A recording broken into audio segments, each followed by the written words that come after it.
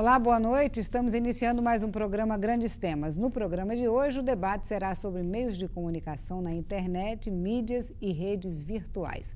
Como as pessoas estão se adaptando às novas formas de comunicação que surgem diariamente? E será que elas trazem benefícios reais aos seus usuários?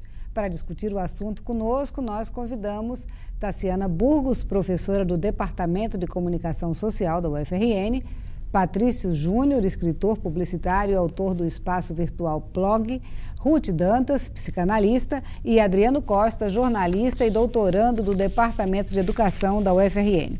A vocês todos, obrigada por terem aceito aqui o convite do Grandes Temas. E você que está em casa também pode participar, é só ligar para os nossos telefones 3215-3248 e 33422444. Ou também você pode mandar sua pergunta por e-mail, anote aí, grandestemas@tvu e tvu.com.ufrn.br. E a partir de hoje você também pode seguir o programa através do Twitter.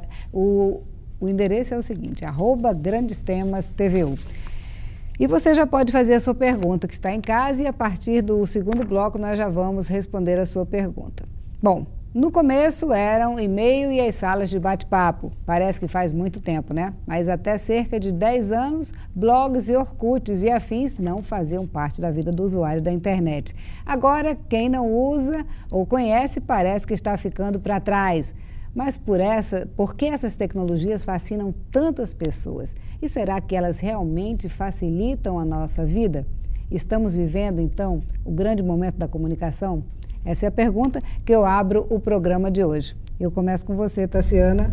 Boa noite. Esse é o grande momento da comunicação? Bem, boa noite. Obrigada pelo gentil convite. Boa noite a todos os participantes e telespectadores. Bem, hoje nós estamos passando pelo segundo grande momento da internet, denominado Web 2.0, que precede a Web 1.0, que foi a instalação da rede, tendo a sua expansão comercial, que é a veiculação de publicidade e propaganda, e também o uso por qualquer cidadão comum a partir de 1993. Então, nessa época, que é a época denominada época do acesso, para alguns autores e para outros, a era da informação, foi exatamente a instalação de toda a maquinaria envolvendo, e tecnologia também, mídia, envolvendo a instalação da internet em si. Hoje, nós temos a Web 2.0, que é caracterizada pela instalação das redes sociais, que são todas essas redes de sociabilidade que nós temos hoje, né? Orkut, a Wikipédia, o Facebook, o próprio Twitter. Então, é uma expansão da tecnologia em meio a, principalmente, a hibridização de mídias e de tecnologias em meio ao grande espaço da internet. Então, uma evolução gradativa, uma evolução que não poderia se dar sem a conjunção de hardware e software. Teremos o início também do uso de ferramentas que marcam a Web 3.0, que são as redes semânticas, que nós temos principalmente configuradas nos veículos de ensino à distância. Eu gosto sempre de começar falando de internet, sempre mostrando esses três momentos, a diferenciação desses três momentos, porque às vezes o usuário ele fica confuso. Porque alguns só assistem à internet, só acessam a internet, porque outros participam nas redes sociais, postam documentos, como nós temos agora a nuvem de tags, é uma associação de marcadores onde o usuário ele alimenta a rede.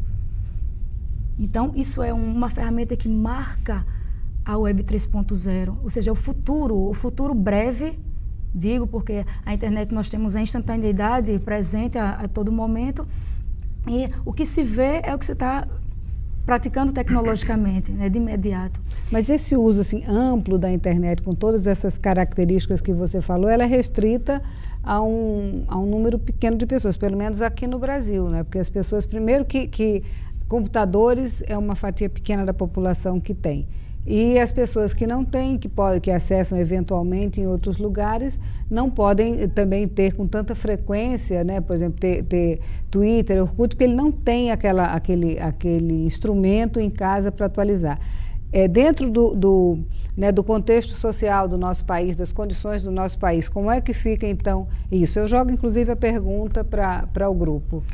Vânia, é muito interessante esse aspecto, porque eu pontuo através do nosso formato de televisão digital, que é um formato que ele pensa principalmente na ubiquidade com o celular. Ubiquidade é o quê? É um tipo de computação que ela converge a vários softwares e rádios em aparelhos miniaturizados. Então, nós temos hoje o celular como um elemento-chefe dessa convergência. Então, toda essa tecnologia de acesso, de transmissão, de interconexão, ela está presente no celular, que atualmente no Brasil, na América Latina, é o aparelho que ele compete, ele está em pé de igualdade com o computador. Então, praticamente a mesma edição, a mesma alimentação de rede, a interconectividade que você tem no computador, você tem via celular. E só para pontuar mais ainda, uma das grandes fabricantes de telefonia celular, em nível mundial, lançou no Brasil um aparelho que ele tem as características de um smartphone, ou seja, teclado estendido, o display também estendido, por R$400. Então, é um preço acessível para grande fatia de consumidores de telefonia celular, de aparelhos de telefonia celular. E outro aspecto bem importante, já passo a voz também para os outros participantes, é que o consumidor do aparelho celular, ele admite o consumo de tecnologia. É diferente de um consumidor comum de eletroeletrônicos. Você compra um determinado aparelho para sua casa, uma geladeira, uma televisão, e ele fica lá por anos. E o consumidor de telefonia móvel, não. Ele admite a cada 6 meses estar trocando de aparelho. Então, isso alimenta esse uso, alimenta esse consumo de tecnologia que estava antes presente apenas no computador. O que a gente tem aí... Bom, falando da fala inicial dela, né? O que a gente vive hoje é um momento de geração de conteúdo. As pessoas estão cada vez mais acessando a internet para gerar conteúdo, né? As redes sociais, elas se fundamentam sobre essa verdade. Você vai gerar conteúdo para que as outras pessoas tenham acesso a ele. A rede social mais conhecida do Brasil, que inclusive só fez sucesso no Brasil, é o Orkut. Ele virou a menina dos olhos do Google, que é a dona do Orkut, porque no Brasil ela teve um sucesso avassalador. E ela basicamente consiste em quê? Em você contar a sua vida na internet. Você viaja, coloca uma foto ali. Você faz aniversário, recebe recados. E isso as pessoas acompanham a sua vida. O Orkut é fundamentado nessa verdade, as pessoas não percebem, mas elas estão gerando muito conteúdo para a internet. Muito mesmo. Na verdade, é mais que conteúdo, elas estão gerando um banco de dados. Elas estão gerando um conhecimento inigualável sobre elas e sobre a própria humanidade. Agora, do ponto de vista pessoal, há uma invasão nessa privacidade, né? Claro. A vida fica devassada. Eu gostaria de ouvir a opinião aqui da psicanalista, Ruth. Quer dizer, o que é espantoso, que eu acho espantoso em tudo isso, desde o ICQ, lembram do ICQ? Que foi o primeiro desses programas de relacionamento.